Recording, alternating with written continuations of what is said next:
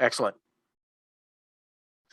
If you are just joining us, remember to put your camp name beside your real name. That would be awesome, or who you're associated with. So if it's a region, we like that for tracking purposes. My name is Joe. If you are new to Outdoor Ministries Institute, and I am one of the coordinators. I know Janice from Camp Kidston is also one of our coordinators, and then Vicki, and I'm not sure if Claire is joining tonight or this afternoon because she's in Vancouver.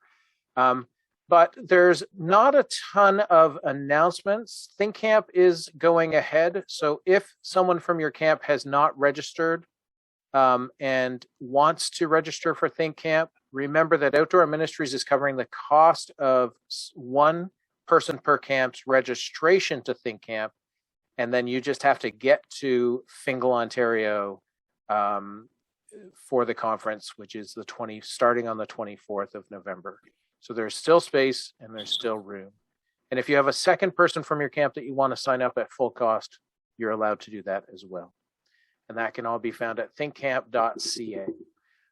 I would like to introduce our guest tonight, Jim Shapiro of the Better Fundraising Company, based out of Washington. Washington State. And I saw Jim's partner, Stephen, present a few years ago at the Nonprofit Storytelling Conference in Orlando, and have been watching and reading going forward. So Jim is here with us tonight to cover a bunch of basics of fundraising.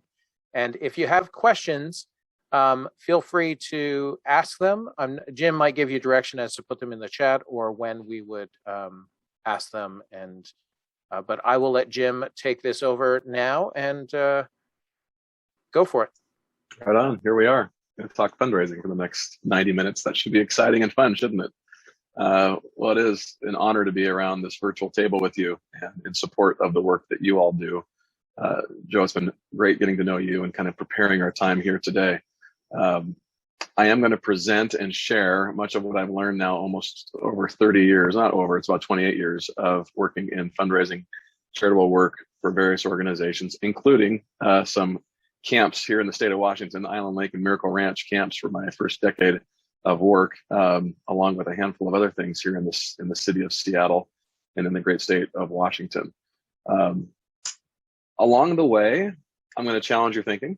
Along the way, you're going to poke holes in my thinking. So feel free to push back. Feel free to ask questions. Again, I'm bringing a couple decades of experience, but we all have experiences in our work and in our mission and also in fundraising. So this is not one size fits all.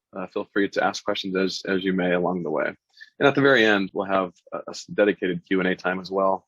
The slides I'm going to be using for our time tonight, I'll share with you. I'll probably pass them back to Joe so you can get them out to the team. But you'll have access to these slides, and this is being recorded so you can replay as needed, go back to certain parts of my time of sharing tonight. So we're going to go on a journey together. It's a fundraising journey. And I think along the way, we're going to learn some new things even around how we can be raising more money to support the mission and work of the camps and the work that you all are doing. All right, well, we're going to get into it. When I share my screen, I won't be able to see you as well. So feel free to audibly just chime in. Joe, you can help kind of moderate this thing. If you see people have questions, feel free to help me in that regard as well. For sure, will do. I'm going to share my screen and hopefully you can see what I see. I get this going here in presentation mode.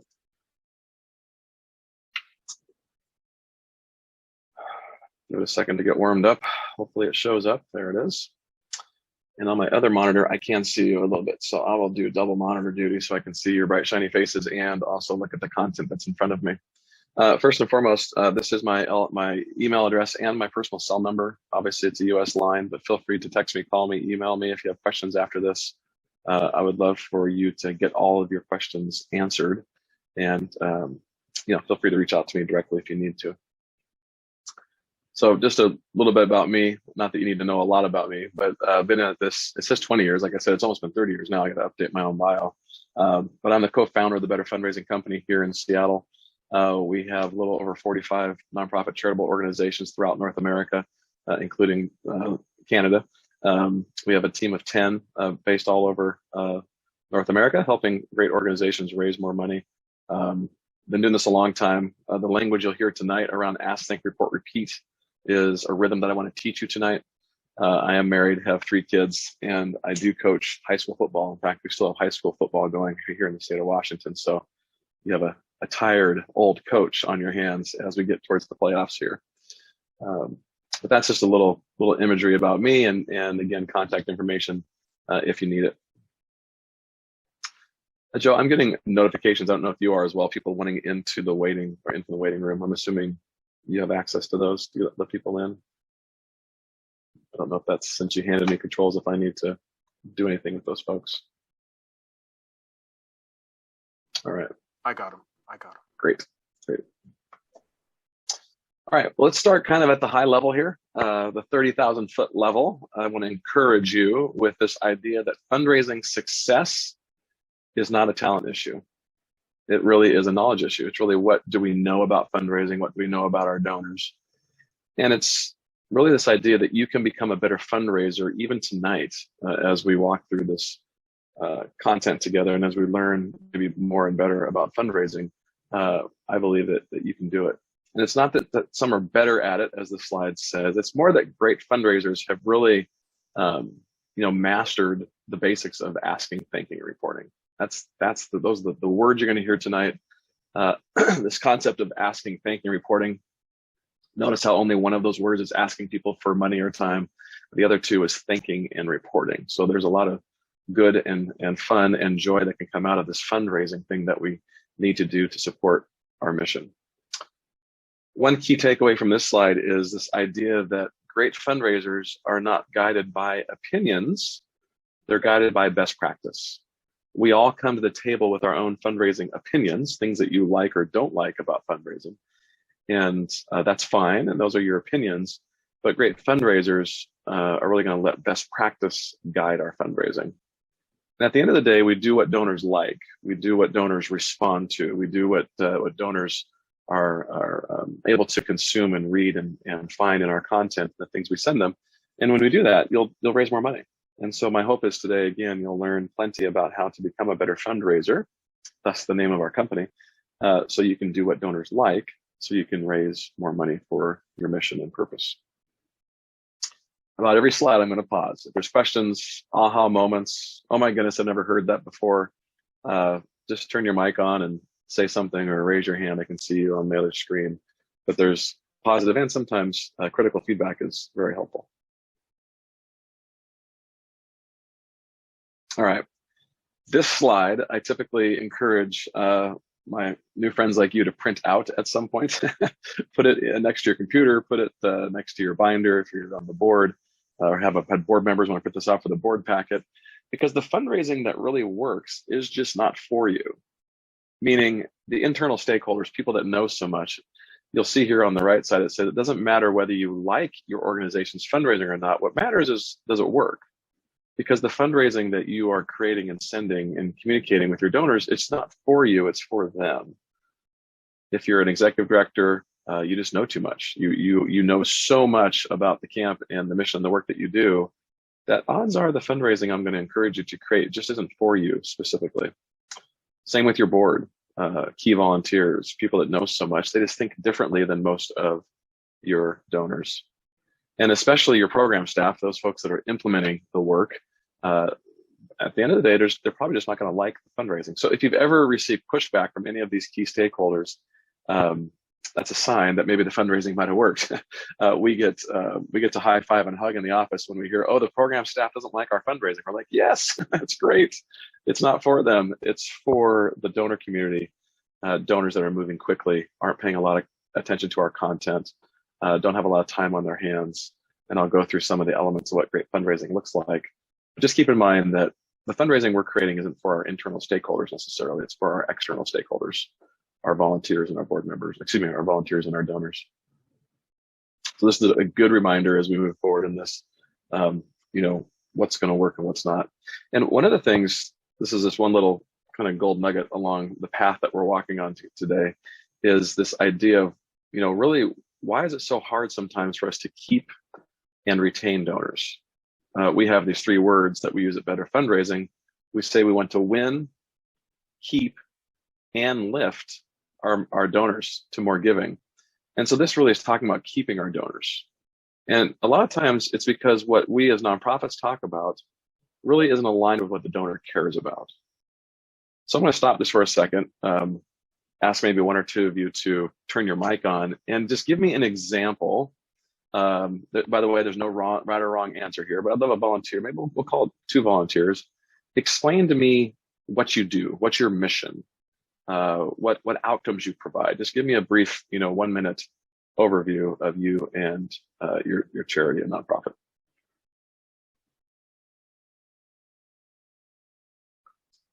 Any volunteers? If not, we'll have Joe call on somebody. How's that? I'll go. We connect campers to creation, community, and creator. Nice. Very good. Thank you for doing that. Someone else?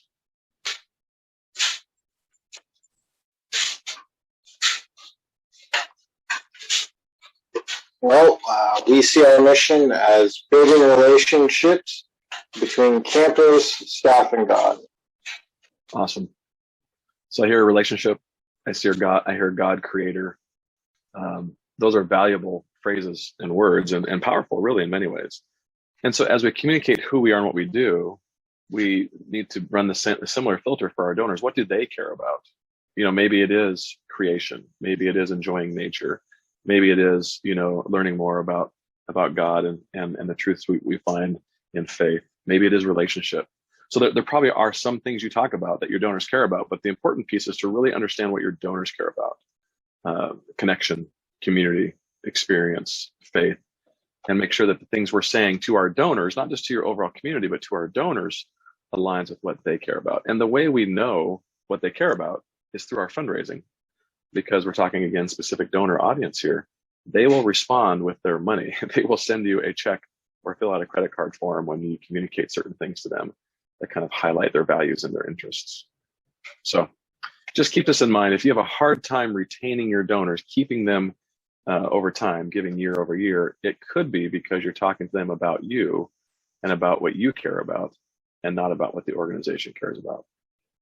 I'm going to stop just for a moment here and park this idea, and I have a kind of fun, kind of silly example. But a lot of times we, as the nonprofits, the camps, the mission-driven organizations, we see ourselves as Batman. We are the superhero, and we see the donor as Robin, right? Robin was a character in that comic strip, in that comic book, but Robin was just kind of a sidekick, just kind of someone there to help, maybe carry a cape or turn on a car. Didn't really do a lot in those action scenes when Batman would be roaming around town saving the day. And what I find is a lot of times nonprofits see themselves as the provider of all these things and the mission-driven organization, and we're doing this, we're doing that, aren't we amazing? And we're leaving the donor out of the conversation. We're kind of saying, yeah, you kind of have a role here, but we're really doing this amazing thing. Great donor communications put the spotlight on the donor. They say, donor, you are Batman. You are the one that is providing your time and or resource to fuel the mission of this work. And so maybe that helps a little bit just for you to kind of position your thinking around your messaging. Are we taking all the credit? A lot of times we say, donor, give us this money so we can go do this amazing work, when really we should be saying, donor, put your money to work. There's some amazing outcomes that can happen in the lives of people through camping and through camps. So we have to be very careful and guarded in the role that we're playing as the institution, as the organization. So just a thought there. I don't know if any of that raises any questions or observations, but I'll pause for a second if anyone has anything to add.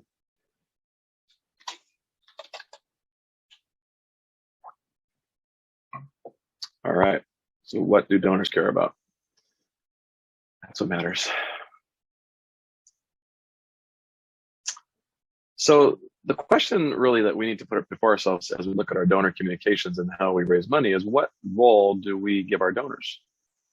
A lot of times the language that's used in nonprofit charitable work is, we're looking for partners. We're looking for a group of people to come alongside us. And again, I know the camping world well enough to know you have a lot of great people aligned with you. You have alumni, you have family, you have churches, you have community organizations there is an audience that supports your work and does your work. But in our donor communications, we want to make this very specific. We want to talk to the audience as if they're one person. We want to talk to them about their role and the things they can do. Now, I don't want to diminish or kind of play up this idea of hero, but it helps in the storyline I'm trying to communicate kind of what we're asking the donor to do. I do, as a person of faith, recognize that God has an amazing role in all of this, that there is a much bigger plan in place. There is a much bigger role or character here, but I'm trying to bring it down to a human element as we look at our messaging, as we look at our marketing and our communications. We need to be very careful in using partner language. Most donors do not want to partner with you. They want to do something with their money and time. They want to put time, words, money into action. They're not looking to become a partner, not looking to join a group necessarily. And I can sense, maybe even just through the old airwaves here, you might be feeling, yeah, Jim, that's not quite true for us. So maybe if that's the case, feel free to give me maybe your opposite feelings on this or version of this. I will tell you from a donor perspective, it's best to talk to them about their role in the work that you are fulfilling. So any ideas or concepts or even pushback on this idea, kind of partner versus individual, and maybe some self-reflection as you look at your communication. It's okay to poke holes in my thinking. I love feedback of any kind. My question is, when is it too much, Jim? Like because you hear it when you're designing websites and when you're doing other things, right? That you need the hero section where you're making them, so all businesses, not just fundraising, need to make the customer, the donor, the center of the story, the ask. But is there a point where it's too much? And the other thing is knowing personally that there are a wide variety of donor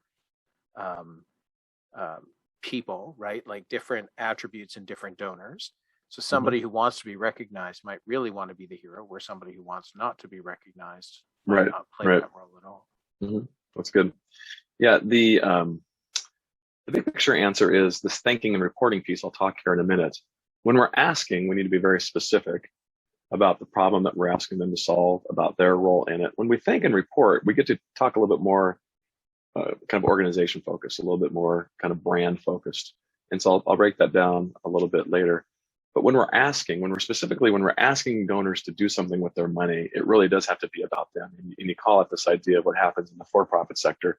Like if I'm going to go buy some new tires, I need to know the benefit to me. I need to know the cost to me. I need to know the return to me. So it is very much a kind of Jim Shapiro focused equation. Not that there's a group of neighbors buying all these tires and how great the tires are, maybe for the environment or whatever else it might be. It's about me. So asking is where we really should never get tired of this approach. It's what works. Thanking and reporting is a place where we can kind of enter in other characters to the conversation, enter in the organization, enter in beneficiaries, program staff, and whatnot. And you'll see that in some of the thanking and reporting. But even there, it's still donor focused.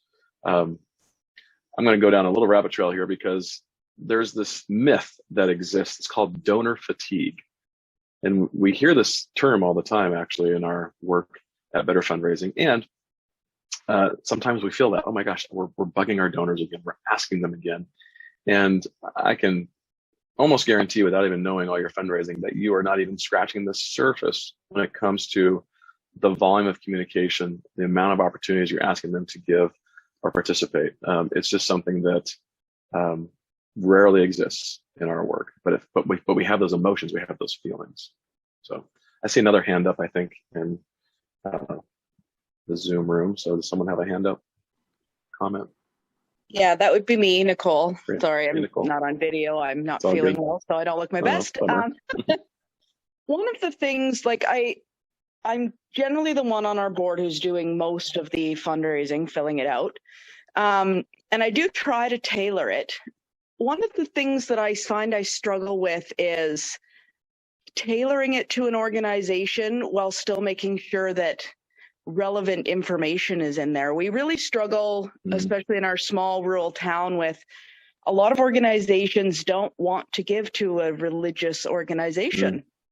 And so how do we, like, I really struggle with, how do I put it in there that, you know what, you're not giving to a religious organization, you're giving to kids and helping them to overcome the adversity that they're facing, because coming to our camp does that. But I also want to make sure that, you know, I'm not brushing that piece aside either when I'm tailoring it to the organization. So I struggle a little bit with how do I tailor it really to their organization while still making sure that I'm not feeling like not being dishonest, but not leaving things out that are truthful about who we are. This is an excellent question, because really it is how we structure our communications. Let me give you an example. In an appeal letter, what we, being faith-based Christian organizations, tend to do is we lead with Jesus. We lead with God. Like he's got it all. And oh, by the way, we're a camp and we help youth. We do all these things. So what I tend to encourage organizations is just reverse engineer that. Put the problem-based things that you're trying to address in the lives of youth. Put the good news or highlights you have around the camp. And then at the end of your communications, you can kind of wrap it up with some of the things that you'd want to say from a faith Christian perspective. And there's a couple of things there. Number one is most people, it's kind of a silly thing to say, most people are pretty good-hearted. And even if they're not a person of faith, the morals and the values that we kind of prescribe to, they still work, right? You know, being truthful, being honest, all the things that I think a good human would want. And so when we kind of anchor our communications at the very end with some of our faith values, that tends to help. The other kind of trick, and this is more of a kind of a just reality of content, is people are scanning everything we send them. They're not reading. And so I want to put the things at the front of my content, the beginning of my content, that the entire audience would love to hear about how great the camp is, or youth in need, or the next, you know, program that's going to be offered at camp, all the things that anyone would love. And then it's kind of, oh, by the way, it gets anchored in some of the faith-based language or terminology that we might want to include. So most people won't even read it or see it if it's towards the end of the content as well. But it's in the same size font, it's in the same letter, it's those types of things. So just be careful with kind of our headlines and our leading content in your scenario. I would wrap it up with it, not leading with it. Okay, thank you. That's kind of what I've been doing, but I just wanted to get an expert's opinion. And you get a thumbs up, keep doing it. That's great, because we're not going to hide from it. We're not going to hide from our faith, but we sure want to lead with the thing that the consumer, or the donor, or the volunteer is going to resonate with most. Great. Well, I'll keep going, but ask questions as you have them. These are great questions. It makes us all better together. So I've already let the spoiler alert out. You know, asking your donor to partner with us or support our work or send a gift so that we can help them is not specific. It's not compelling. It's not as powerful to most donors. So whenever I'm reviewing content, appeal letters, emails, websites, I'm looking for a bunch of us and we language, like give to us, help us do this thing. We can go accomplish this. That's all about who, the organization, when there should be a lot of you language. You can give a gift to help a youth go to camp. You can do this in the community. You can do this through camping. So just be careful with a lot of us, we, our language in your communications when you're talking to donors. Again, put the donor focused hat on here, the fundraising hat. I should say there's a big difference between marketing and branding.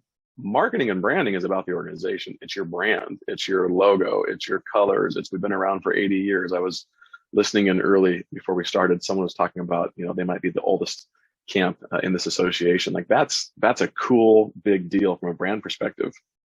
From a fundraising perspective, those things just aren't as important. And again, I'm a broken record already. It's about the donor and the role they can play financially through your camp, through your mission, through the work that you do. So that's the difference between marketing and branding, really. So if we want our donor to take action, we need to give her a powerful role to play. And then focus on her role, not ours. This is, again, this kind of audience-focused communication. We have hearts in all these imagery here because we want her heart to shine through her giving. And we can identify her role. We call it, in our office, we call it her superpower. It's either her volunteer time or her dollar. Then we can help her put that resource to action. That's her superpower.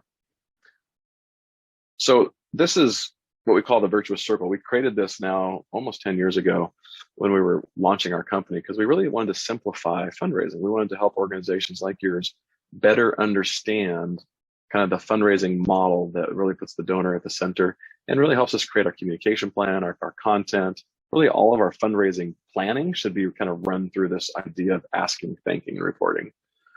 So I'm going to spend just a few minutes going through this right now, and you can, again, ask questions along the way. But as I do this, look in the mirror and see, okay, where do you see yourself as an organization or even as a fundraiser in any of this process?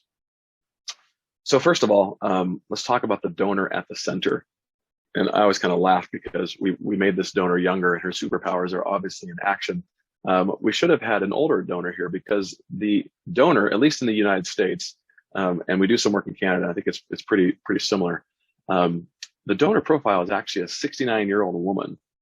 She financially is giving most of the money. And I didn't say number of donors, I said the amount of money. So statistically, we want to let our fundraising be driven by data and by statistics. And so we know that our best donor, our top donor, is female, and she tends to be, we'll call her 69 or 70 years old. And not even knowing your camps, I would have to assume, and you guys can completely correct me if I'm wrong, but is that about right? I mean, you have a bunch of older donors post-retirement supporting a good portion of your revenue. Is that a truthful statement for many of you? Or is it like, no, Jim, we're running on a bunch of 30-year-olds that are being generous? Give me a little feedback as to who you know in your donor file that are giving you sizable gifts. Is that true? I would certainly say that's true. Great. Thanks, Rick. I see some thumbs up. Rick gave me an attaway. Good. Any other thoughts on that? Sorry, Rick, I might have cut you off, but any other thoughts around saying, yes, that's about right? Okay. Well, it's important for us to know who our profile donor is, because that's where we need to start our fundraising plans. We need to, again, focus on the audience members that will give us most of the resource we need. And in this model, we're going to start with the ask. So we're assuming in this model right now that she's already given you a gift before and you're back to asking her again. I'm not going to spend a lot of time on new donor acquisition, but usually in the camping world, it's either someone who's attended camp, used to attend camp, a grandparent of someone who's attended camp. And there's a pretty select audience of people that have interacted with your camp or know someone who's interacted with your camp. Or maybe, as someone said, you're in a smaller community where people just know your camp as a great asset to the community themselves. So we need to identify the audience. In this case, we're identifying a donor, an active donor, and we're going to ask her again to give a gift. I'm going to later on, we're about the 30,000 foot level right now. I'll get us down to 15,000 feet and hopefully land the plane, because there are certain things you should be doing when you're asking. But right now, let's just say we did a great job asking her to give a gift. She was emotionally moved. And in fact, when donors give a gift, they get a little hit of dopamine. We feel good from a human perspective.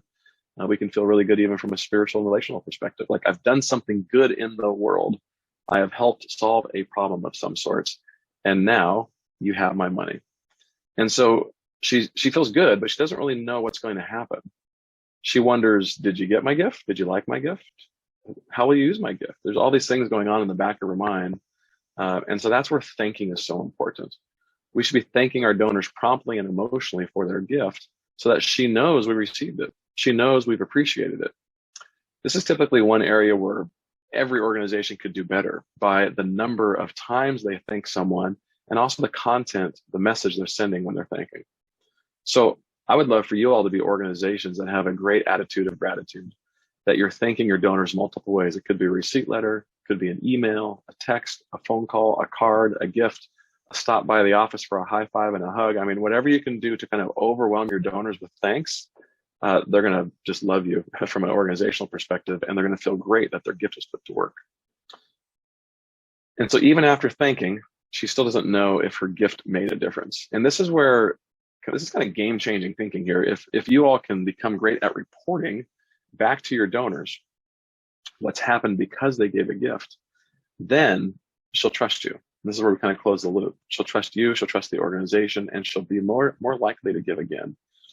Reporting typically happens through a letter from the executive director, a newsletter, some sort of, bright, shiny story that happened at camp because the donor gave a gift.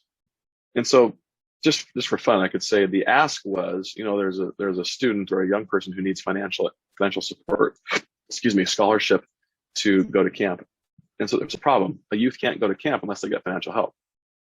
Let's say I write you a check for $200. That covers the fee for the young person to go to camp. You send me a thank you note, you may make a phone call, you send me a receipt, I feel great. And then at some point I get this report, a letter or a newsletter that says, bright, shiny smiles, because of you, because of your gift, youth were able to attend camp and have an amazing experience. Here's a picture of them, fishing on the lake. Here's them around the fireside. Here's them, studying God's word. And so the report is the thing that kind of solidifies the relationship. When I talk about asking reporting, I like to say that asking is when in the storyline it's dark, it's cloudy, there's a problem, it's not a lot of fun, meaning there's a problem the donor can solve.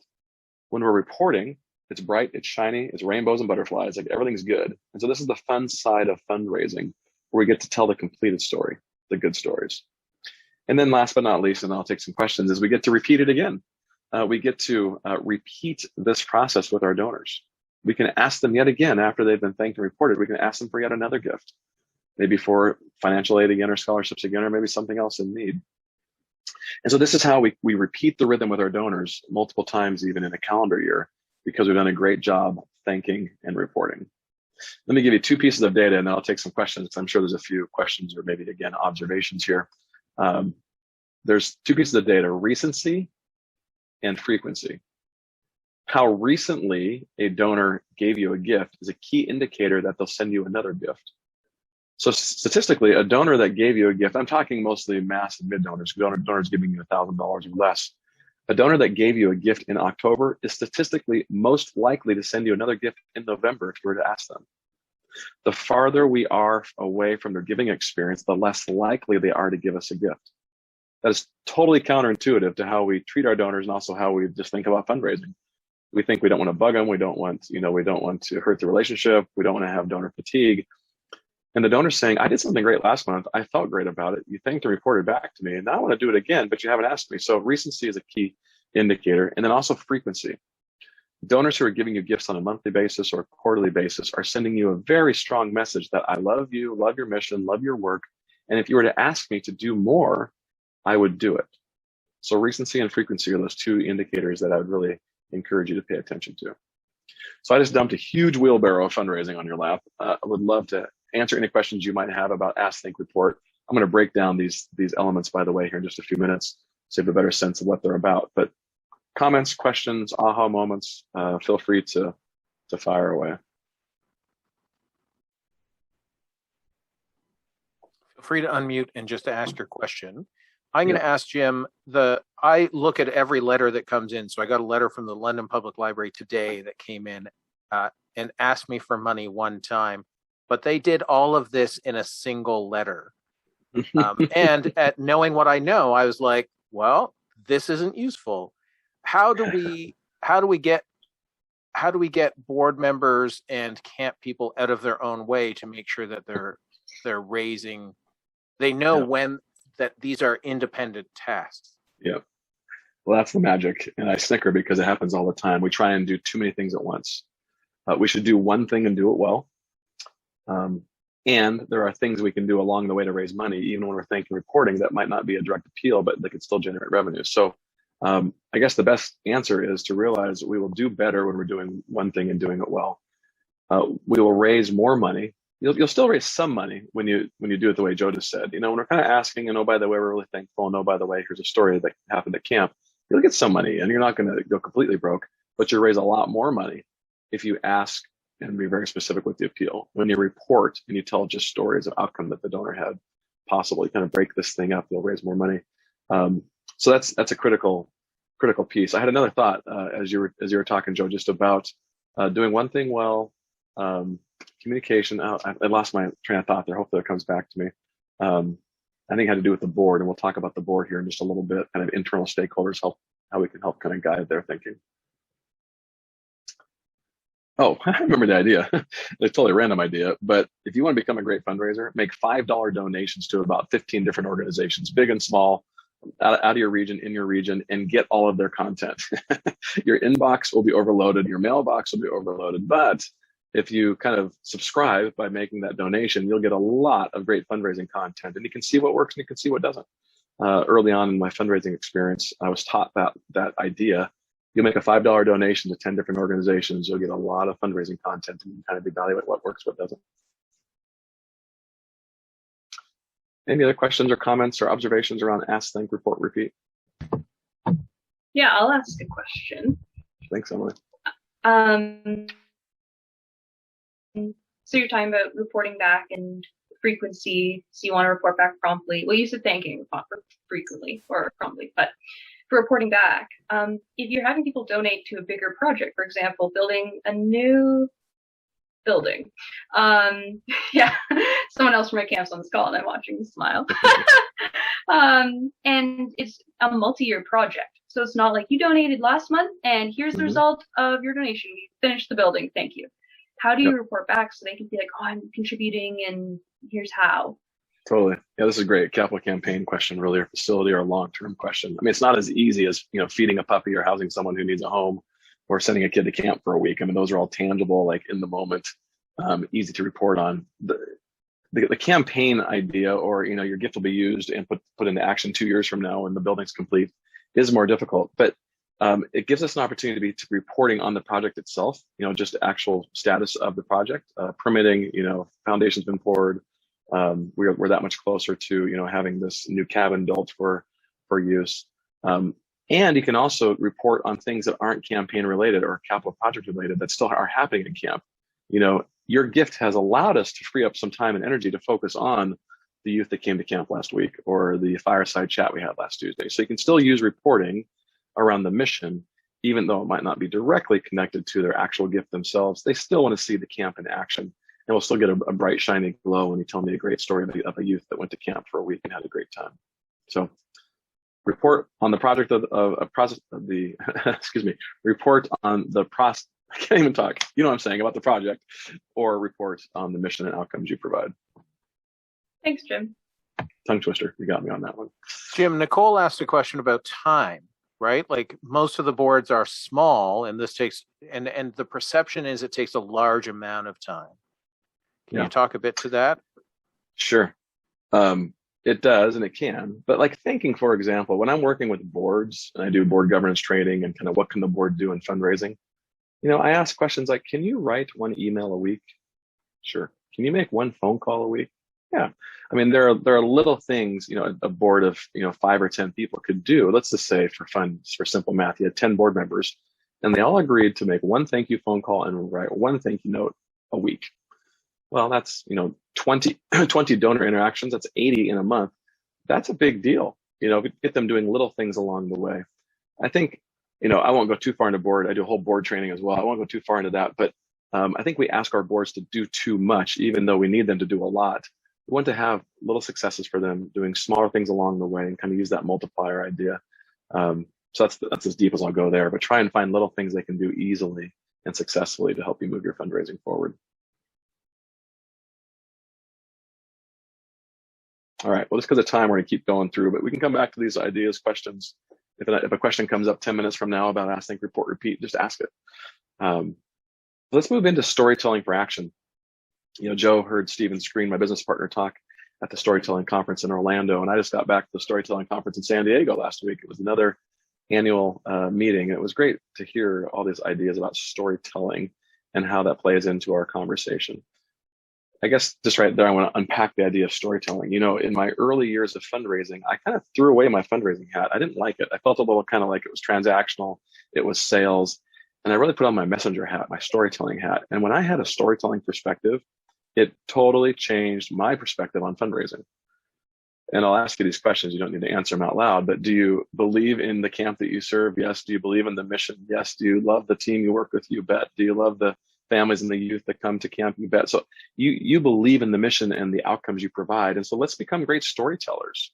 When it comes to asking and reporting, we can do that. And when we do that, we'll raise a lot of money because of the way we're communicating. So there's two types of stories that we'll tell our donors. One is when we're asking for a donation, and the other is when we're reporting back.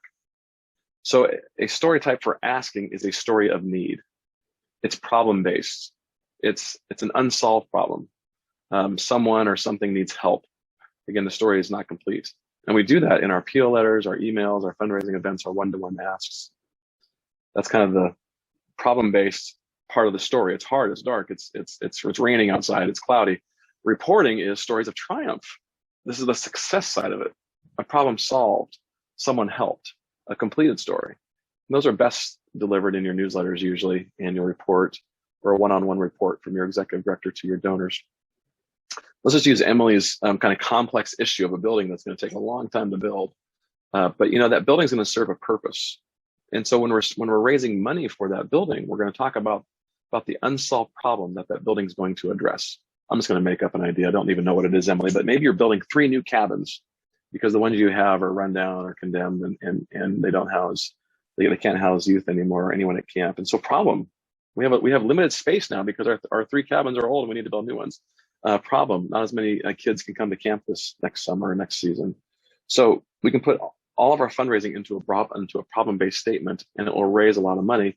And then when the donor gives us money, we put them into stories of triumph. And now the building is in process of being built, or now a year or 2 down the road, hopefully it's built. We get to cut the ribbon and show all the happy faces that get to stay in that cabin. So if we're going to have great appeal stories or fundraising stories, we need to have what we call a fundraising offer. So if you listen to anything I've said or will say in the next 45 minutes that we have together, it is right here. This is the fundraising magic. This took World Vision, which is now a multi-billion-dollar nonprofit. It took them about 14 years to come up with what they would call their child sponsorship offer. They worked on it and they built it. And so you as a fundraiser really need to work on your offers. And so what an offer is, it's a story of need. It's where the person has not yet been helped or the problem has not yet been solved. Then we're going to show the donor how her gift meets the need or solves the problem and ask her to solve it today. There's some really key words in this phrasing. I'll tell you what you all want to do typically is tell completed stories, tell good stories, tell, Johnny couldn't go to camp, but now he's at camp and he's having a great time. Would you help more kids like Johnny? Like, that's a completed story. Versus we have a waiting list and Johnny wants to come to camp and Johnny needs to come to camp because he's having a hard time at home and at school and he needs community and he needs people. Will you help send Johnny to camp?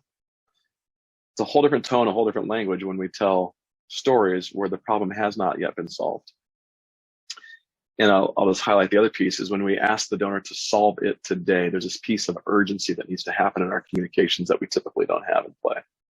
So let me kind of show you. This is, again, kind of the gold nugget slide. That was the intro gold nugget slide. This is the gold nugget slide. If you did any homework tonight over the next few days, it would be on your fundraising offer. What are you asking your donors to do? First, it's a human-sized problem that is easy to understand. Okay, so it's not that we have a waiting list of 100, or every year we have 2,000 kids come to camp. It's not these large concepts. We're not using statistics. We're using stories. We're using my story of Johnny, a human-sized problem. Johnny needs camp, and there's a waiting list right now, and without financial support, he won't be able to go to camp.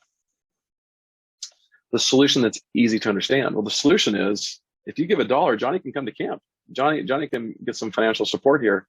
And so it's very understandable what will happen through my example that I'm making up here on the fly.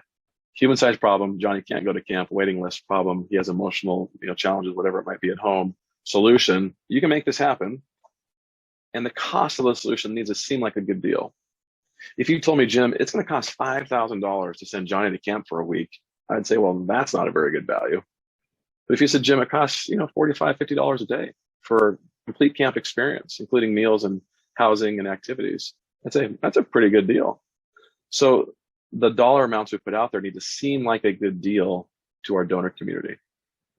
Then last but not least would be a deadline with consequences. Let's say camp's going to start June 1st of 2022, and this letter, this communication goes out to your donors in March and April and May. Well, there's a deadline with consequence. If I don't send my gift in today that doesn't reach you before June 1st, then Johnny can't go to camp. He's going to miss the opportunity to enroll and show up at camp.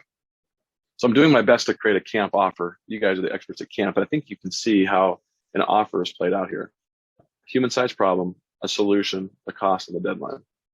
Let me give you just a different nonprofit example, but we have these in most of our cities and towns around North America. If you have a rescue mission in town, they would be talking about a human-sized problem, someone's hungry.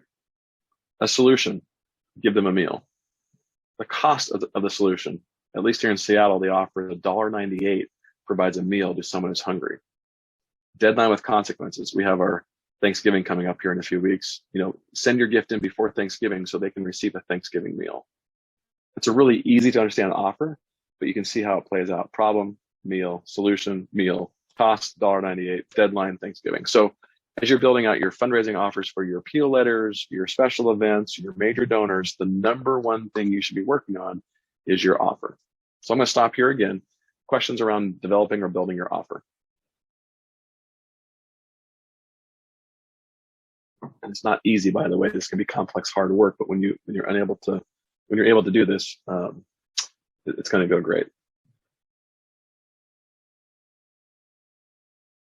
Any questions around offer? Does this make sense?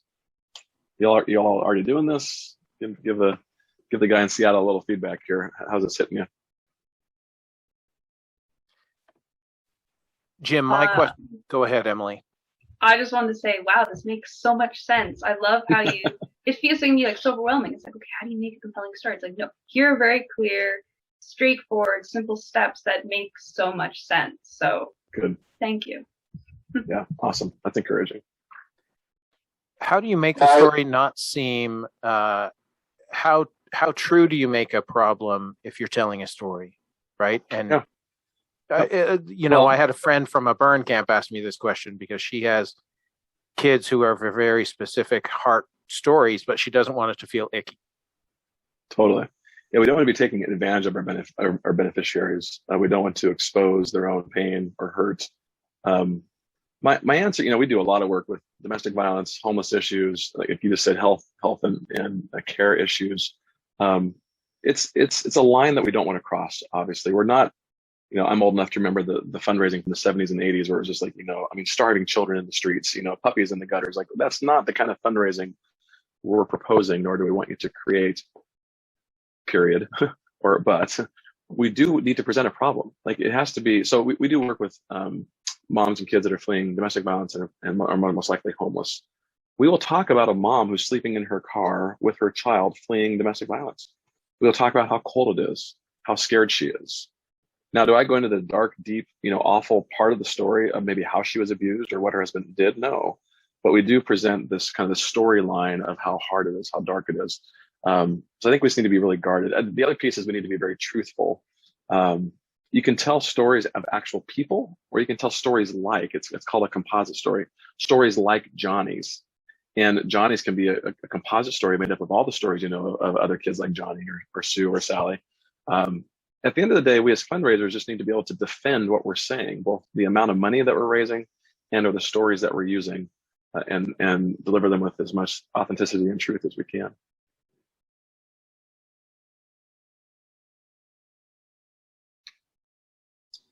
Anyone else?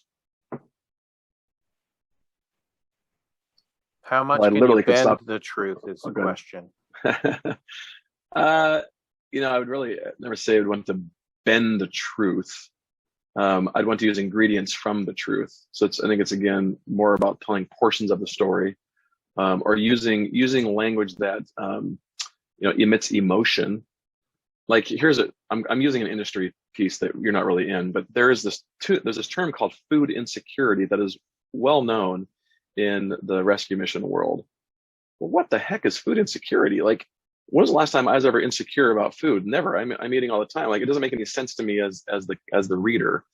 If you talk to me about someone who's hungry, someone who's missed a meal, someone who is facing hunger issues, that's a whole different message and better message in our experience than someone who's experiencing food insecurity. So that's a good example of, let's be truthful and using phrases and words that kind of emit that emotion. But we're never going to kind of bend the truth or kind of white lie our way to better fundraising. That's not what we propose. We're storytellers. Let's tell a great story, a truthful story, using emotional terms and visuals and things that move me to action. That's the key. And Jim, can it be a story, or does it have to be the truth, right? Like, a story is the idea that you can make things up based on different components of other true stories, but you don't need to say that it's specifically, totally. We do this all the time. We call them composite stories. We get stock photos and we tell stories like Sally's. So I'm using my homeless mom and kid. Like, we're never going to put Sally's picture probably on the front page of the newsletter because she's had a very hard story, but we're going to use pictures like hers that represent her family and stories like hers. And it's the way we say it in the content that say, you know, you could even have a little disclaimer, you know, the moms and kids we serve, you know, we really can't share their specific stories, but remember, I'm going to share a story with you like Sally's that gives you a sense of what life is like fleeing domestic violence. So we call those composite stories, stock photos and stories that are comprised of true stories, you know, that exist. Great question. So kind of putting icing on the problem-based, you know, work here. It's an urgent problem. Great people like you are needed to solve it. Your gift matters and your gift makes a difference. This is all about the donor. It's calling me to action, calling me into the storyline, letting me know that my gift matters, letting me know that I can make a difference. I might not be a camp counselor. I might not be, you know, fixing a roof. I might not be, you know, driving a tractor or a motorbike, whatever. I'm not actually doing camp, but I can still have a really powerful role in making camp possible, that camp experience. Okay, so we're gonna get kind of into the weeds now. We're kind of getting down to the 15,000 foot level, and we have about 40 minutes left in our time. So keep asking those questions as we go. All right, so this represents revenue for most nonprofits in North America, and this shows that there's a year-end fundraising season. We're in it right now, right? We're in this November, December timeframe. And I put this up there because your fundraising throughout the year matters, but year-end fundraising happens only once a year, this last quarter, and so we have to make sure that our fundraising is phenomenally great. And there's a few things I'll be able to share with you today that you can still do here towards November and December. You'll notice the summer slump that happens, although you all, I'm assuming, have camps going in full tilt in the summertime. You might have a different revenue line because you can raise some money for camps. You can have a lot of campers and people on site. You might actually be able to bend this curve the opposite direction. So I'm going to get into some tactics here specific to direct mail and email. Let me give you another statistic. 93% of all giving from individuals comes in offline. I try to pronunciate and say offline.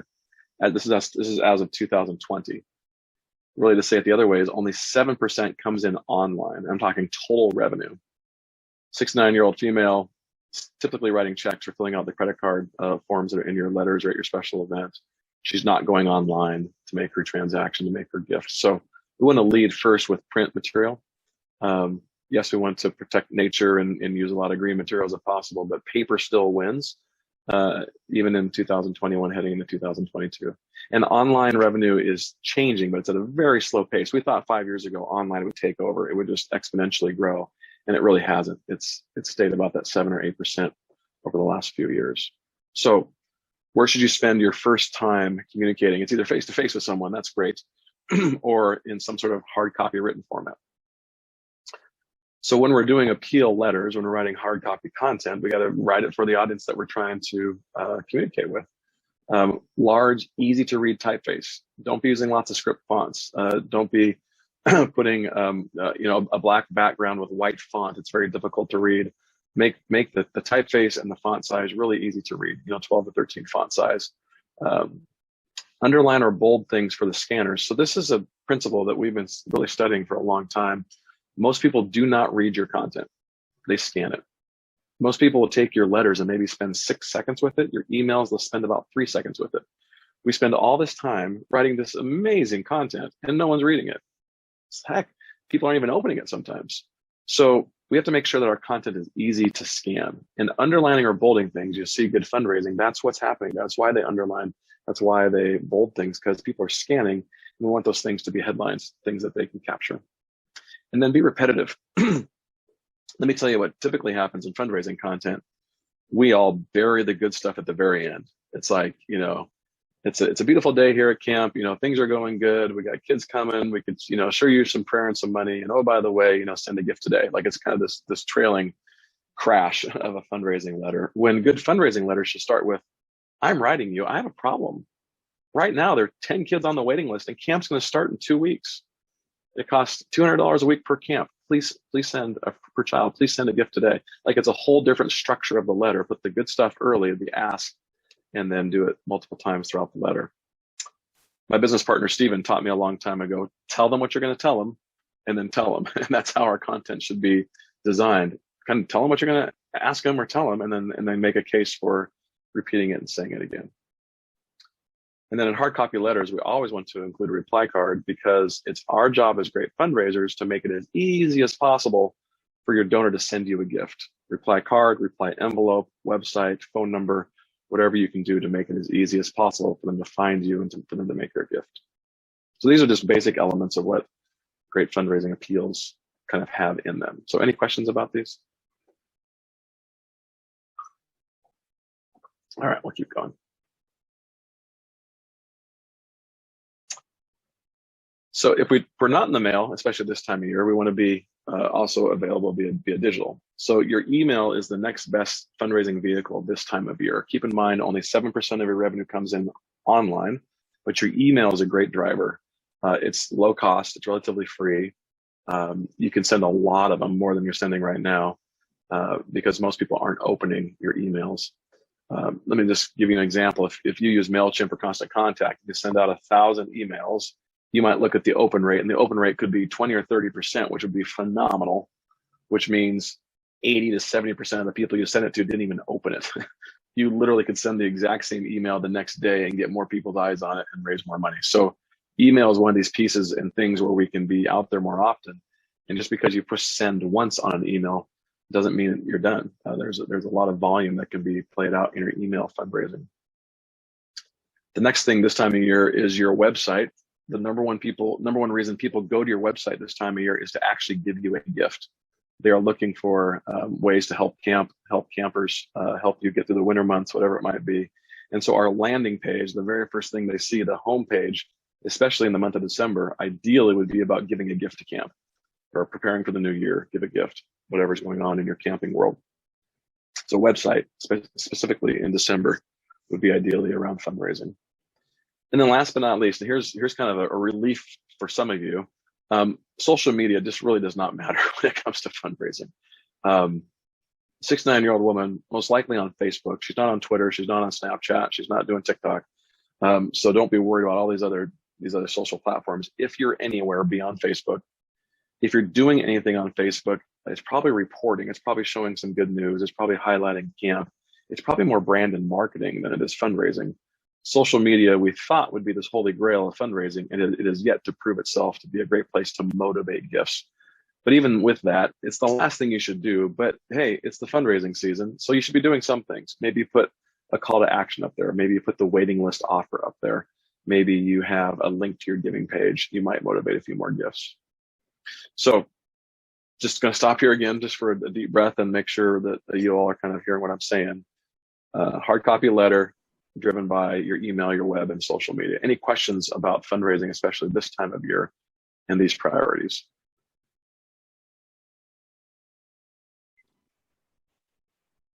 If you say that the social media is not what some people believe it to be, what is the value of Giving Tuesday, and how much energy should we spend on that? Phenomenal question. I didn't like Giving Tuesday when it came out. I thought, oh my goodness, what a gimmick. And then about year 2, year 3, year 4, and now it's taken off. It's a thing. And so I love Giving Tuesday because you know what? It raises money. And it does a good job when it's done well. So Giving Tuesday is mostly email driven. So we're back to the top thing of this list here. It's email driven to your list. And your website has to be really, excuse the term, stupid easy for people to go in there and give you a gift. Social media is still the sprinkles on the icing on the cake. It's a nice to have, but social media does not drive Giving Tuesday. A real simple kind of Giving Tuesday plan would be to send an email out the day before Giving Tuesday. Say, hey, this thing's coming. You can give an early gift. Send 3 emails the day of Giving Tuesday, about 10 a.m., around 2 p.m., and around 6 p.m. And then, believe it or not, sending an email after Giving Tuesday. Hey, you might have missed it, but there's still time to give to this great camp that you know and love. That's 5 emails. Those 3 emails on the actual day can be darn near the same. The 10 a.m. email can say, hey, give a gift, Giving Tuesday, give now. Again, there's a deadline with consequence by the end of the day. The next email can be, hey, in case you missed it, I sent this email earlier. It could be the exact same email. And then at 6 p.m., you could do it again. You know, I sent this email a couple times today, but in case you missed it, I'm sending it one more time. So you don't need to be in the business of writing a whole bunch of content. If you write one great email, you can repeat it, and you're giving yourself an out in case someone's already read it. another little trick to emails is a lot of hyperlinks in the copy of the email. Hyperlinking to your giving page words like now, give, today. This is so counterintuitive, but the more hyperlinks you have in the copy of your email to your giving page, the more money you'll raise. People are scanning, their cursor goes over a letter or word that has the link, they click it and off they go. They're not reading, they're scanning, they're looking for those doorways to giving money. So that's kind of in the weeds, but that's a good Giving Tuesday question and hopefully a good action plan. Isn't there so much we can do? It's like, oh my goodness, the Shapiro guy from Seattle is telling me there's like 17 things we can do. How do I prioritize? Start with the easy stuff. Start with the things we know that works, the letters, the phone calls, the personal interaction. And then when you can get to your emails, your website, your social, please do so. But focus on the 93%. Focus on the one-on-one conversations, the letters, the interaction with our 69-year-old donor. And then if you have time, take care of some of these things as well. So Jim, who are these letters going to, and are you segmenting who you're sending them to? If I had a gold star, I'd give it to you. Great question. Yes, segmentation is important. This whole fundraising thing is a net revenue experiment or experience. I'll tell you what we tend to do, we being in the nonprofit sector, we tend to have like 4,000 names on our mailing list, and we're going to mail 4,000 letters. Well, 3,500 of them have never given you a gift before. So in essence, we're kind of wasting our money and time mailing to the entire file. So yes, we would say mail to only donors that have given you a gift recently, the last 12 to 18 months. That would dramatically shrink your costs, because those folks are in that recency category. They gave you a gift recently within reason, and they are most likely to give you another gift. This time of year, we could go a little bit deeper into the file. We could go month 19 to 24 or 36 if you want to try and recapture some of your lapsed donors. And the end of the giving season is a good time to do that. But for the most part, I'd be mailing only to your current donors. You can determine if that's 12 months or 18 months or 24 months, depending on your list size. But let's not be mailing to the entire file. You're wasting money to someone who's never given you a gift and or who gave you a gift 4 years ago and you haven't heard from them since. Is that helpful? Great.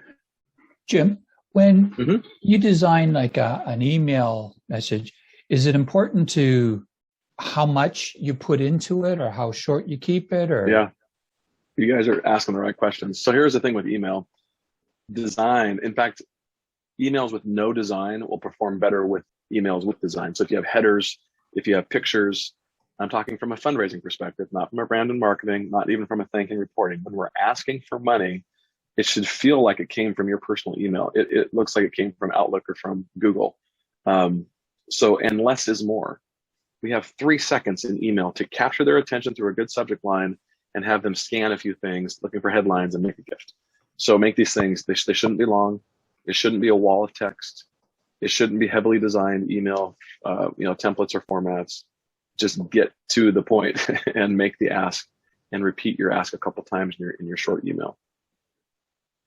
I'm making you guys' life easier, right? No design, shorter copy. It's almost the abrupt nature of a short email. It's like, I'll pay attention to that versus a wall of text I have to scroll through 15 times to even find what you're talking about. Let's stay away from these long storylines. Great questions. But Jim, is that the exact opposite for letters? Yes, so that's a good catch. So letters, they have proven the longer the letter, the more money you'll raise. My mom used to give, my mom's 80 now. She used to give to Focus on the Family, James Dobson. And James Dobson used to send out these long letters. They were 8 pages, 9 pages. And guess what those 8, 9 page letters were? They were the same letter repeated about 4 or 5 times, meaning it was kind of the same story told again and again and again and again.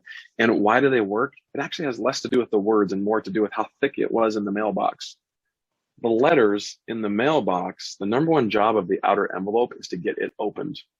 That's why putting a call to action on the outside, like urgent information enclosed or tax information enclosed, if you guys do any kind of tax work, you get those in the mail just even from a marketing perspective. So the outer envelope, what it says, the bulkiness of it, the paper, the reply card, the reply envelope makes it stand out in the box. And if you have a small file and you want to hand address your envelopes, the hand address envelopes get open something like 72% more often than lasered or labeled. So if you have the time, especially for your major donors, I would sure hand address those things. So I just threw a whole bunch at you, but yeah, longer, really your question was longer letters work, shorter emails work. I guess that's a good differentiator there. So, I mean, most of our clients, the content we're doing, it's one page, two-sided. It's a reply card, reply envelope. Some have gone into 2 pages, actual 2 pieces of paper. But even a one-page, two-sided can still be long enough, bulky enough in the mailbox that it works. I just want to show you the online. I know I kind of poo-pooed online a little bit ago, but it still matters this time of year. This is where most of the money's being raised between November and December. So let's be great at our emails, our websites, our social. But let's first lead with our hard copy content. Here's an actual kind of calendar for what I would encourage you to do if you want to get into the nuts and bolts. There's still time. It's only November 8th today. Website takeover, I talked about it. When I go to your website now, or at least after Thanksgiving, it should be about make a gift today, or give a gift to camp, or send a kid to camp in 2022. There should be some sort of call to action on the main landing page if possible. We call that a website takeover. Another piece of fundraising nerdery. Every time someone has to click through something to get to your giving page, let's say I go to your main page and I click on Give Now, and then I go from Give Now and it gives me a 17 ways I can give. And then I got to click on that to actually get to your giving page. Every time I have to click through to a different page, we lose 50% of the audience. So don't make it multiple doorways, make it like a freeway to your giving page. And when you get to the giving page, just make it the giving page. Don't give me more content, more case for giving. I'm already there to make a gift. You don't need to make the case again. Just make it as easy as possible for me to enter in my giving credit card information.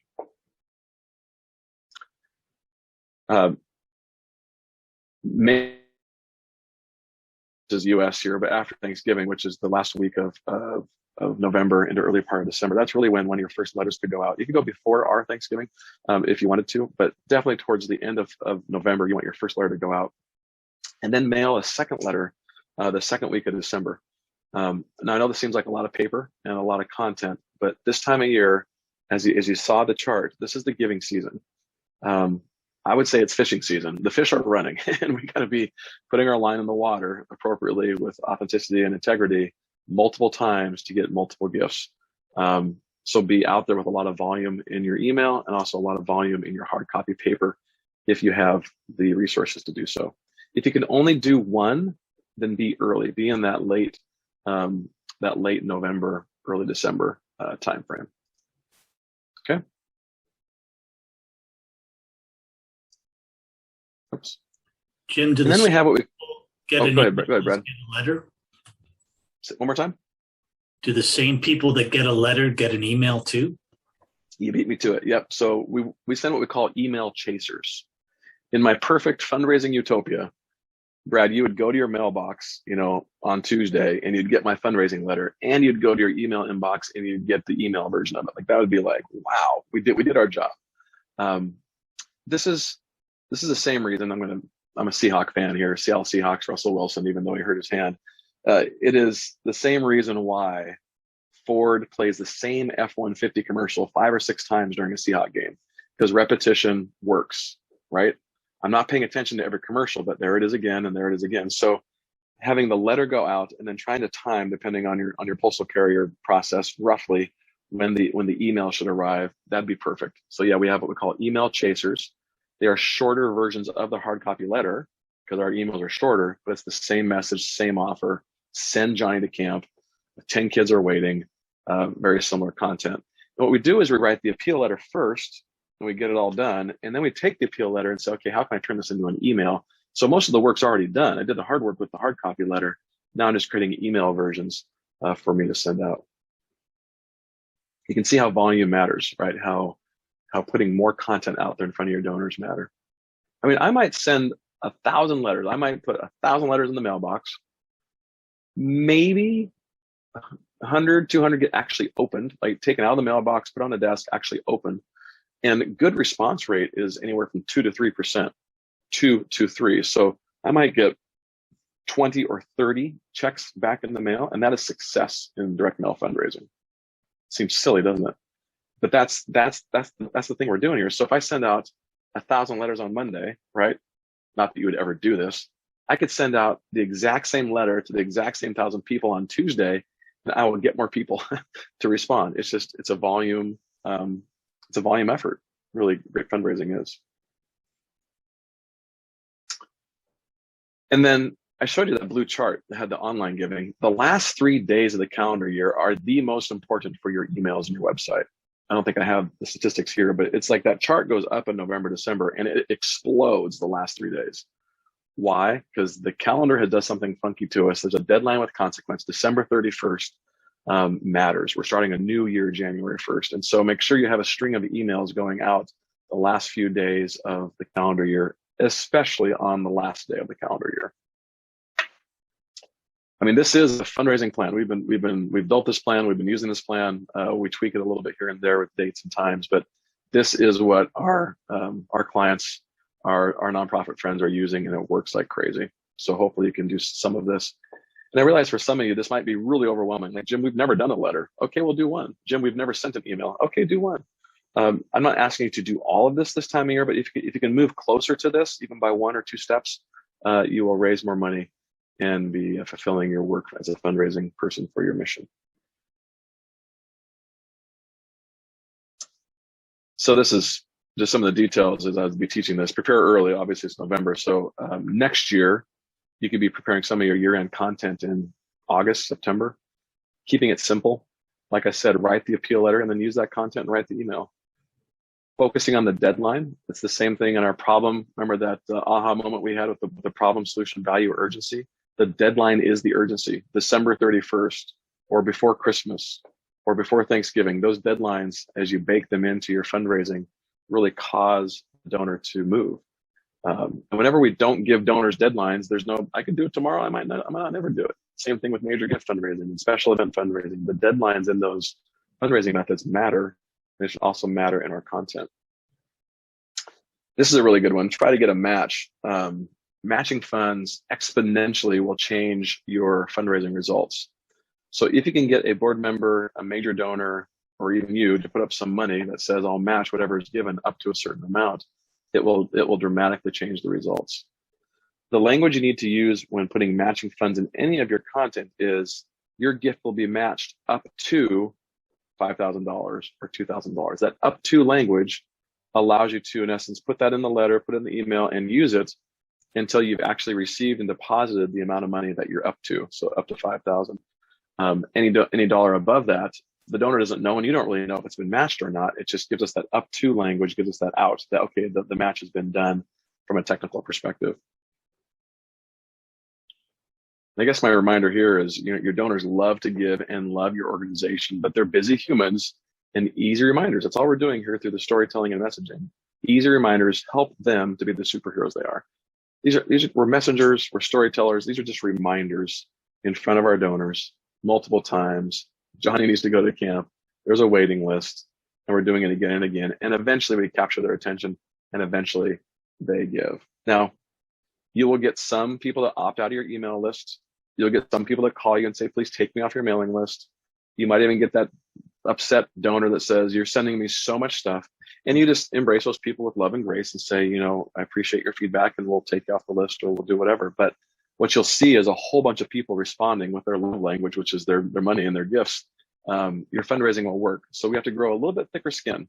Have to be able to handle a few complaints. Remember at the very beginning of our talk today, some of your board members, your program staff, even you might not like your fundraising. But if your donor community likes it and they respond to it in the masses, then we're doing what a majority of your audience really likes. So questions about the plan, keeping it simple, anything else you might want to know here in our next 15 minutes? I have a few more slides I can wrap up, but.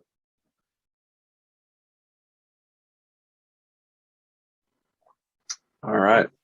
Don't be shy. You've been drinking from the fire hose for an hour. You need to spit some of that back out at Jim and make him clarify what you need to have clarified. Please do.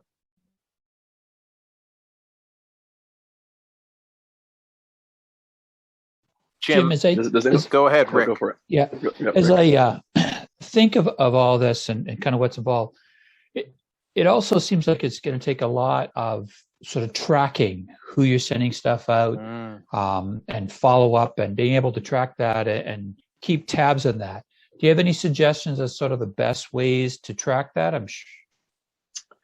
Yeah, there's a couple of things here for calling this out. I appreciate it. First is we want to track results, like did it work or did it not? Because if you remember the words ask, think, report, repeat, next year when you do all this in 2022, you want to repeat what works. Your life becomes so much easier in year 2 of kind of this thinking because you're tracking what works. You can actually dust off the 2021 Thanksgiving appeal and use it again. We know of one organization in New York who's used the exact same appeal letter 20 years in a row. They changed the date. It works. So first of all, we want to track the results to the best of our ability. Open rates, response rates, amount of money raised, expenses. Joe, we have a thing we called a performa. It's an Excel sheet that tracks this. I'll send you all a copy so you can use that if you need. Awesome. But yeah, the other piece is just the donor system or any system you have, be it your accounting system or your donor system, to know who you're mailing to and if they responded. Those are really the key things we need to be tracking. It's work. I guess what I'm here to encourage you with, it's like building a house. It's kind of dirty at the beginning. You got to dig the ditch and get the foundation in and get the framing in. But once it's up, it's sturdy. And now you can get to decorating rooms and doing all the fun stuff. And this fundraising is hard work, but take those baby steps. Like I said, just do one letter, just do one email this year or whatever it is to kind of get you in that direction and start building what we call repeatable assets, things that you can repeat again and again. 12, 18 months down the road, it just becomes so much easier because you're pulling similar content and just kind of revising it here or there or changing a picture here and there. You're not in the business of creating new content every time you need to raise money.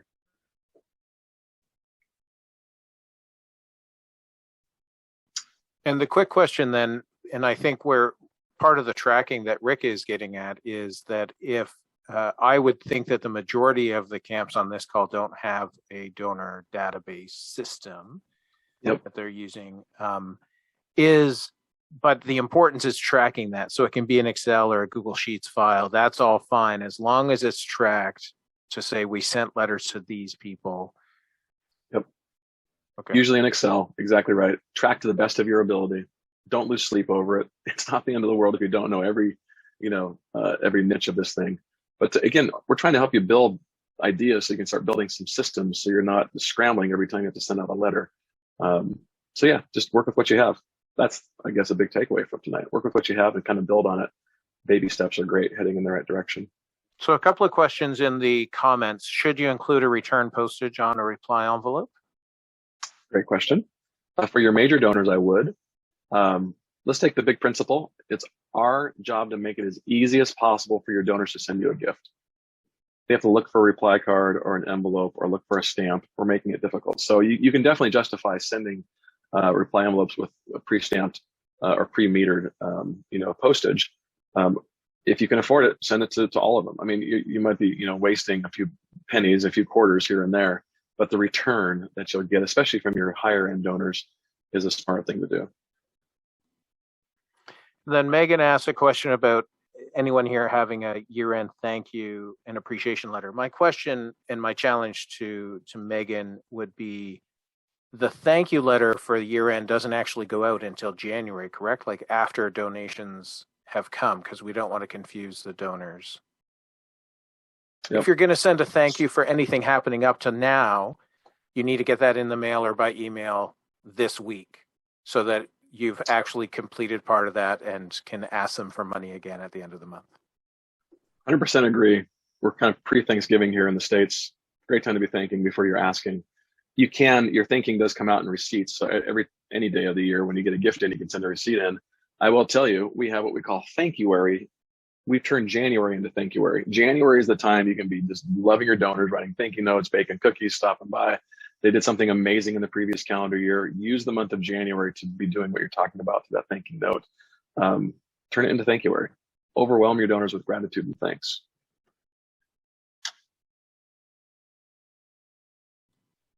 Another question just came in. How many people still donate via check? And should we be aiming for check donations or using QR codes?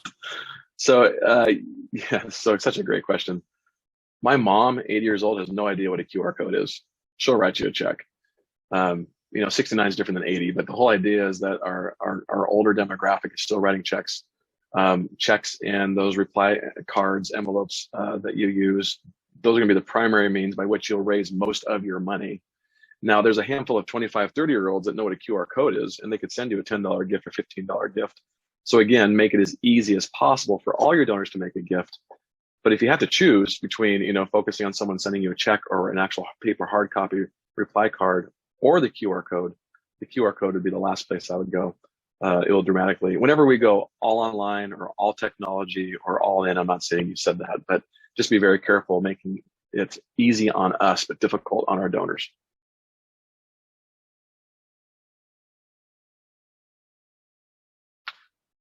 Keep the questions coming. I have a great slide here on matching gifts. I mentioned it a minute ago, but this makes the case for why matching funds matter. Mentioning matching funds in your fundraising appeals results in 71% increase in the response rate, so the number of people that respond, 51% increase in the average donation amount, and that's massive. 84% of survey participants revealed they're more likely to donate if a match was offered. So just having a match present, just the term match, up to a certain amount, will magically increase your results. You can do this for Giving Tuesday. Get a Giving Tuesday match of $1,000. Every gift up to $1,000 will be matched. You can put a match in your appeal letters. Every gift up to, $5,000 from this appeal will be matched. Matching funds are really amazing and magical. Jim, do you have to have somebody that's willing to match all that? So this is another question. Great question. There's a difference between a match and a challenge. So a match is, I will give you $5,000 when you raise $5,000 from someone else. Then I will match that. That's a match. I have not given you the check. You have not deposited it. I am waiting for you to go do your work, and I will match it.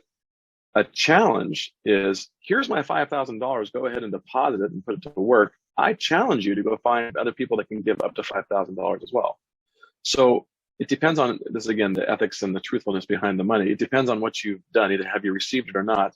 The term match or the term challenge still works just as well, and the up to language is the same. So from the scanner, the person really not reading, they're seeing, oh my gosh, I can double my impact. If I give a gift today, I can double my impact through this match or through this challenge. So it is important that we sleep well at night, that we're truthful. And so a match has not been received yet. A challenge has been received. And so using the phrase, we've done this here at camp, we've used the phrase, help us turn this 15,000 into 30,000, which is essentially implying that we want to double it, but it's already deposited in our bank account. But so by saying that, we're not truthful, right? So it no, worked. Not at all. It worked. It works. It works. And it's, we want to double our impact. That is a term we use all the time. You can double your impact today by giving a gift. I'll send these to you as well. I just want to give you a quick overview. And Joe, keep shooting questions my way as they're coming in. We got a few more minutes left in our time. For sure. This is a design. This is a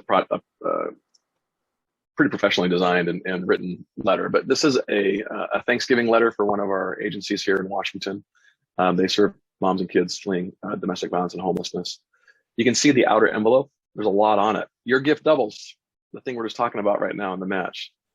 Give a family a safe home and more for Thanksgiving. Like, this outer envelope is going to get the job done. It's going to get opened. When we're inside, we see a lot of things up top because we have scanners, not readers. You can see indented paragraphs, which we all hate, but they work. You can see underlying the things that matter. You can think putting little anchors around the ask. These are variable gift asks, by the way. We merge those fields in there, so it'd be very specific to the donor. And off you go. I just want to give you a little bit. There were eye tests done, studies done, how donors kind of scan this content. They are up here. Oops, they're up at the very top. I can't do it right. They're up at the very top. They scan the bottom, so they don't even read the middle. They don't read the back, and they see if it's hand signed and if there's a PS. a little trick of the trade. If you want to hide anything that your board wants you to say in these letters, put it right here at the top of the back page, because no one ever reads it. You could talk about purple unicorns right here and no one would know because they're not reading. So these things are designed and written in such a way, as you can see, for the person who's scanning to know exactly what needs to get done. Okay, so I'll send you this as an example.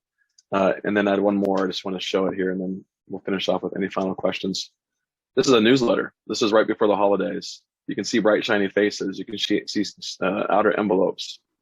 You'll see a nice letter from the executive director telling me how great I am by helping a family in need this holiday season. This one has 2 letters in it. I wouldn't normally do that. And then you have the cover page, and the back page is a fundraiser. This is the one place where we kind of break our own rule, because the donor feels so great reading all these amazing stories in here, smiling faces, Christmas is going great, Jesus is born. And then I look at the back page and there's an opportunity to give again. So this is the one place where we've tested to having a fundraising thing at the end. Anyways, I'll give these to you. You can use them. You can steal like an artist, have at them. I just wanted to give you a couple samples of some of the content that could be created. We got 5 minutes. Sorry to be so fast in my talking, but the questions you all had were phenomenal. I want to give you as much as I could here towards the year-end fundraising. Hopefully, I was going to say, hopefully I made some of you uncomfortable, but I want you to feel comfortable in this idea, but also move yourself to action. Try and write that next appeal letter or that next letter, and hopefully this call has helped you do that. Yeah, so this, just as a reminder, you can replay this. This will be posted on our online at some point this week, after I've gotten to editing and adding our stuff to it. And then Jim's going to send stuff, and we'll post that on the wearecamp.ca website with, and I'll embed this video there as well. Did we have any additional questions for Jim? Now's your chance to ask. I will go with another question. In the letter, there's a signature at the end. Would you recommend it being like the chair of the board or a camp director? Yep, we would say the highest ranking official. And in your case, camp director or chairman of the board, either one's great. I can tell you story after story where like CEOs of major, like mega nonprofits got fired or let go. And the next day, the next person online signed it, and no one knows. So all that to say, highest ranking official, try and keep it somewhat consistent. My gut would tell me probably the director, because he or she is really kind of in the day of the camp. They get maybe a better sense sometimes than maybe even our board chairs, but either one's fine. Thanks, Emily. Good question. Well, y'all have my email address. Y'all have my cell number. So put it to work. Happy to answer questions. I will send you a handful of these samples. Follow our blog, betterfundraising.com. For sure. Stephen writes most of our blog content. It's really, really solid. We have a new little program called Work Less, Raise More. It's a kind of a content training program if you want to learn there, really low cost. So we're just trying to give as much as we can to great people like you. So thanks for giving me the time to be around the table, and hope to see you sooner than later.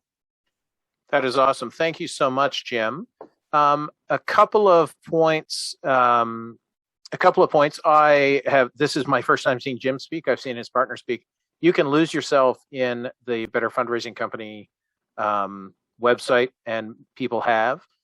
If you don't know, I'm also the co-host on a podcast that Camp Hacker Go Camp Pro has put together called Fundraising at Camp, where I sit with a CFRE, a certified fundraising professional, and we talk about fundraising specifically for camp. So you can find that at gocamppro.pro. And I think that is it. So a reminder, Think Camp, if you are coming to the conference, it is November 24th.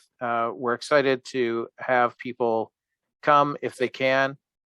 If not, you will be missed. And if you have any questions about it, or if you want to know if someone from your camp has already taken your discount, you can just you can email me directly, joe@campusbetter.com. December's call, we do not have a theme for yet. So are there any suggestions quickly about a theme for December's call?